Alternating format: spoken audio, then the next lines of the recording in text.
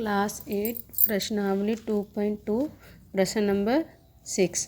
Question हमें दिया हुआ है 3 लगातार पूर्णांकों का योग 51 है, तो पूर्णांक ज्ञात कीजिए। आप पूर्णांक तो पता है क्या होती है, सारी गिनती होंगी 1 2 3 4, ये सब क्या हो जाएंगे, सब पूर्णांक हैं। फिर इन्होंने बोला है 3 लगातार पूर्णांकों का योग लेना है। कोई भी 3 पूर्णांक होंगे वो भी लगातार होंगे, जैसे हमारा 1 2 3 4, ये क्या है, हमारे लगातार पूर्णांक है। अगर हम बीच में ऐसे लिख देंगे 3 5 7, तो ये हमारे लगातार पूर्णांक नहीं है। लगातार पूर्णांक क्या होते हैं, जिनके बीच लगातार पूर्णांक क्या होते हैं, लगातार पूर्णांक वह होते हैं जिनके बीच अंतर 1 होता है। अब इनके बीच अंतर 1 है, सबके बीच में, तो ये हमारे लगातार पूर्णांक ये कहलाएंगे, ये हमारे लगातार पूर्णांक नहीं कहलाएंगे। ठीक है, आया क्वेश्चन यहाँ तक आपको ये समझ में ये चीज़ कि पूर्णांक लगातार पूर्णांक क्या होते हैं और क्या नहीं। चलिए अब हम क्वेश्चन करते हैं। यहाँ इन्होंने बोला है कि 3 लगातार पूर्णांकों का योग 51 है, तो पूर्णांक ज्ञात कीजिए। तो हम क्या कहेंगे, हमें अभी पता नहीं है, तो हम क्या करेंगे, माना पहला पूर्णांक क्या हो गया हमारा, x मान लिया हमने, तो दूसरा पूर्णांक क्या हो जाएगा हमारा,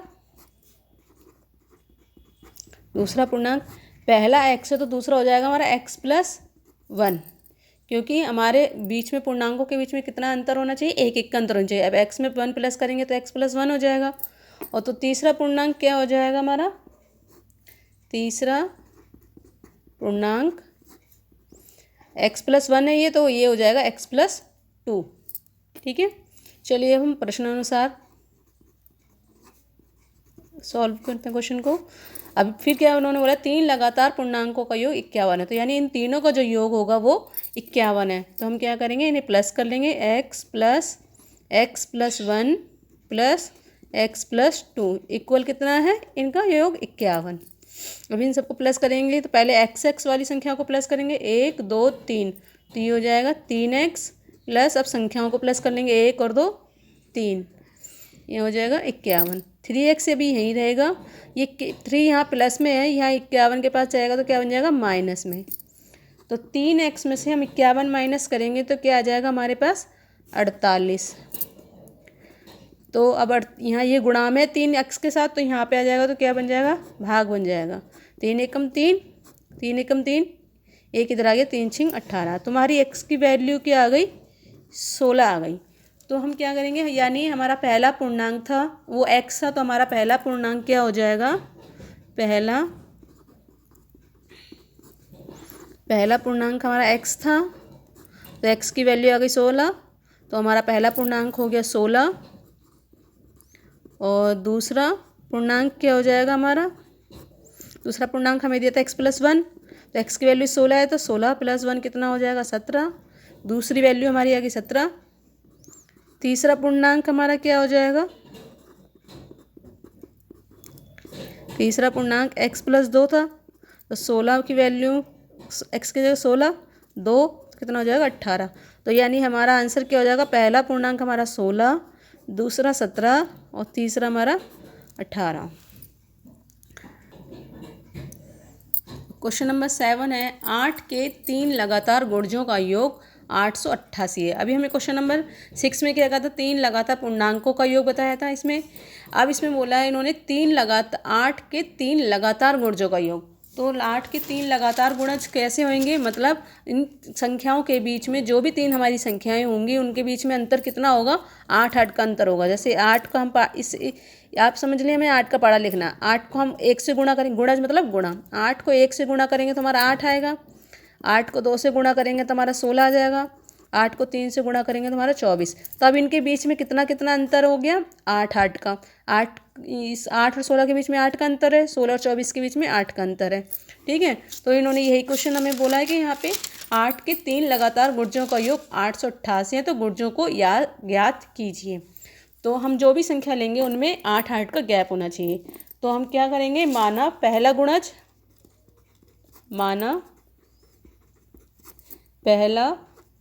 गुणज कितना है हमारा, एक्स मान लेंगे हम। तो दूसरा गुणज क्या हो जाएगा हमारा,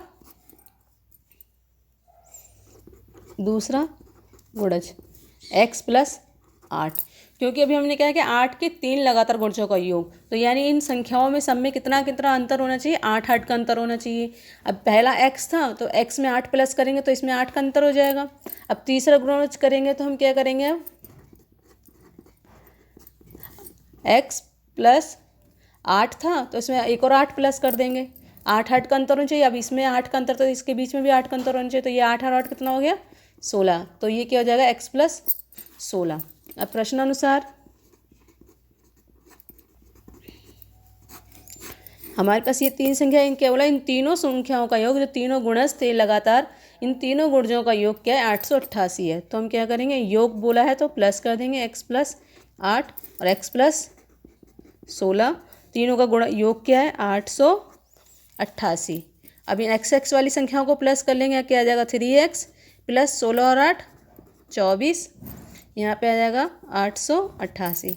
अब ये 3x यही रहेगा, 888, यहाँ प्लस में था 24, यहाँ माइनस में चले जाएगा, तो 888 में से 24 माइनस करेंगे, हमारा क्या आ जाएगा, 8 में से 4 गए 4, 8 में से 2 गए 6, 8 का 8। अब ये x ये यहीं रह जाएगा, 3 यहाँ मल्टीप्लाई में यहाँ पे आएगा तो क्या बन जाएगा, डिवाइड बन जाएगा। अब ये 3 से कट जाएगा तो काट देंगे, 3 एकम 3, 3 दूनी 6, 2 इधर आ गए, 3 अट्ठे 24, 2 इधर आ गए, 3 अट्ठे 24, यानी हमारी x की वैल्यू क्या आ गई, 288। तो हम यहाँ पे क्या लिख सकते हैं, हमारा पहला गुणज क्या हो जाएगा, हमारा पहला गुणज हमने x मानी थी, x की वैल्यू क्या है, 288, तो पहला गुणज हो गया हमारा 288। दूसरा गुणज क्या हो जाएगा, x प्लस 8 था, तो यानी 288 में 8 प्लस कर देंगे तो हमारा क्या आ जाएगा, 8 और 8 16 का 6, ऐसे लगी 1, 8 और 1 9 और 2 का 2, 296 हो गया। अब तीसरा गुणज क्या हो जाएगा हमारा,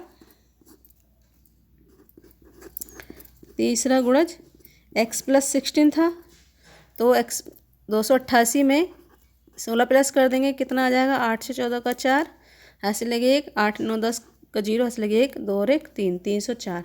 तो हमारी वैल्यू क्या आ जाएगी, पहला गुणज हो गया हमारा 288, दूसरा हो गया 296, तीसरा हो गया 304, और हमारा यही इसका आंसर है।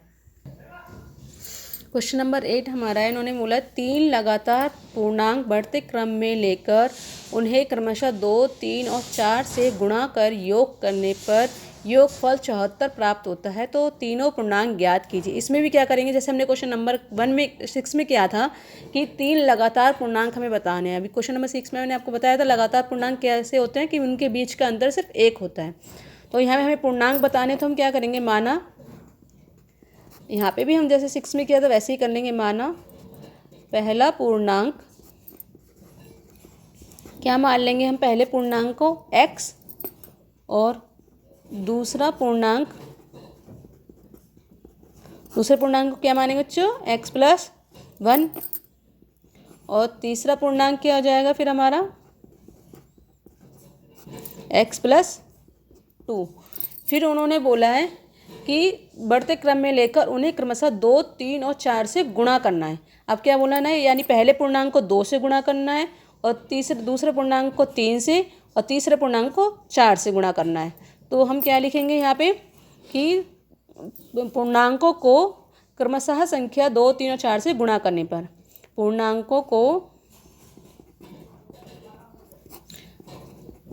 पूर्णांकों को क्रमशः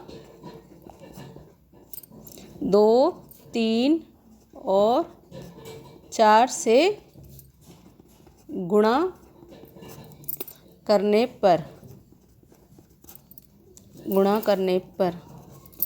क्या आएगा, पहले पूर्णांक को हम किससे गुणा करेंगे, 2 से, उन्होंने 2 बोला था पहले पूर्णांक को, यहाँ तो हम लिख देंगे प्रश्नानुसार,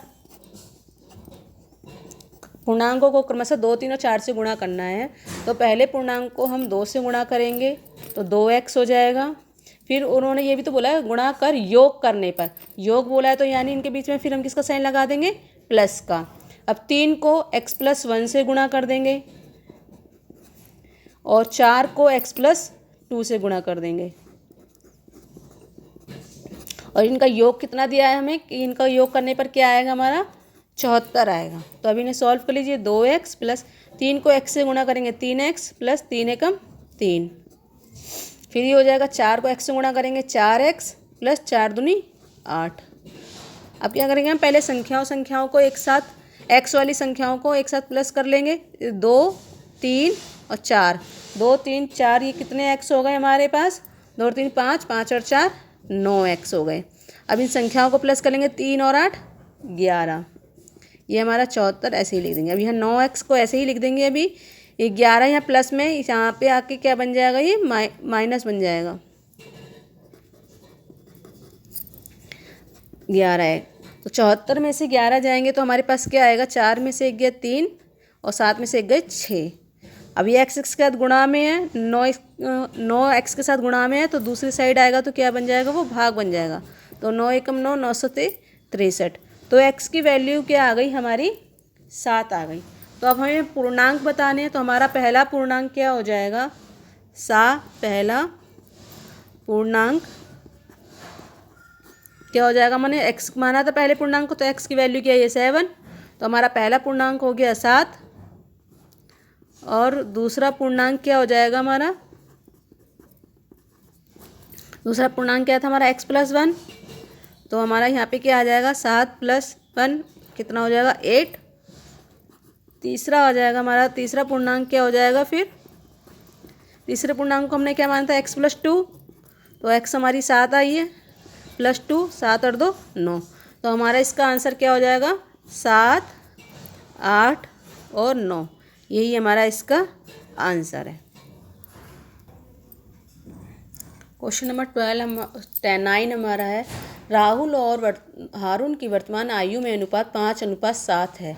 4 वर्ष बाद उनकी आयु का योग 56 वर्ष हो जाएगा। उनकी वर्तमान आयु क्या है।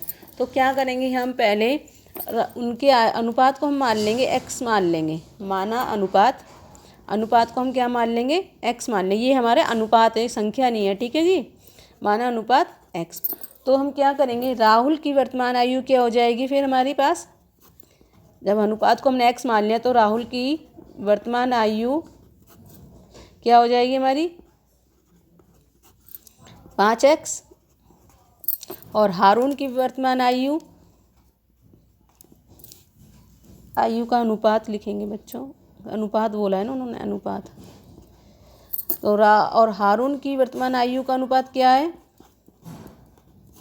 वर्तमान आयु का अनुपात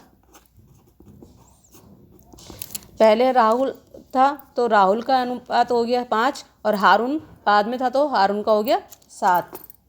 तो क्या लिख देंगे हम इन्हें 7x। फिर प्रश्नानुसार इन्होंने कहा 4 वर्ष बाद उनकी आयु का योग 56 वर्ष हो जाएगा। तो राहुल की वर्तमान आयु 5 वर्ष है। अभी यहाँ 5x मान के चलिए तो 5x है तो इसमें लो 4 वर्ष बाद उनकी दोनों की आयु का योग क्या हो जाएगा 56 वर्ष हो जाएगा। तो 5 में x में हम क्या करेंगे 4 प्लस कर देंगे। ये हो जाएगी हमारी राहुल की और प्लस इनकी दोनों का आयु का योग 56 है तो और 7x में भी हम 4 प्लस कर देंगे 4 तो और टोटल कितना है इन दोनों का योग 56 है। तो अभी से सॉल्व कर लेंगे 7 और 5 12x प्लस 4 और 4 8 56। ये 12x यहीं रहेगा 56 माइनस 8 12x और 56 में से 8 माइनस करेंगे कितना आ जाएगा 48। x यहीं रहेगा ये इसके साथ मल्टीप्लाई में यहाँ डिवाइड आ जाएगा 12 एकम 12 12 चौक 48। यानी x की वैल्यू हमारी क्या आ गई 4 वर्ष। क्या आ गई हमारी आयु 4 वर्ष आ गई। x आ गया हमारा 4। तो अब क्या कर सकते हैं हम राहुल और हारून की वर्तमान आयु निकाल सकते हैं। तो राहुल की वर्तमान आयु क्या हो जाएगी फिर राहुल की वर्तमान आयु हमारे पास 5x थी तो x की वैल्यू 4 आई है तो इसमें हम क्या लिख देंगे 20 चौक 5 चौक 20। तो यानी राहुल की वर्तमान आयु क्या हो गई 20 वर्ष और हारून की वर्तमान आयु क्या हो जाएगी फिर हमारे पास उनकी थी 7x तो 7 गुणा 4 7 चौक 28 वर्ष।